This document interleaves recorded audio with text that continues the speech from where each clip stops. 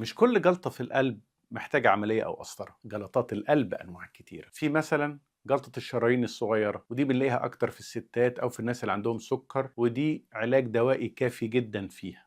في أشهر نوع اللي هو جلطة الشرايين التاجية اللي أسبابها تدخين، سكر، ضغط، ودي اللي بيتعمل لها فعلا يا اما عمليات يا اما قسطره يا اما حتى علاج بالدواء. وعلى فكره دي بقت بتيجي في اي سن مش للكبار بس. في نوع جلطات ما حدش بياخد باله منه، اللي هو الجلطات اللي جوه غرف القلب، اللي جوه البطين مثلا او اللي جوه الاذين. دي مش بتعمل حاجه للقلب نفسه، انما عيبها انها لو اتحركت من مكانها هتروح تعمل جلطه في حته بعيده شويه زي المخ مثلا. في جلطه مغتربه، جلطه لاجئه، دي بتجينا من مكان بعيد. واحد تجي له جلطه في اورده الرجل مثلا، تسافر وتمشي مع الدم توصل للقلب، تسيبه وتسافر تروح الشريان الرئوي وتعمل لنا جلطه في الرئه. الخلاصه مش كل جلطه معناها جلطه في القلب، مش كل جلطه محتاجه عمليه محتاجه قسطره، انما كل جلطه محتاجه ان احنا نروح نشوف دكتور شاطر يدينا علاج سريع وقلبك ابيض.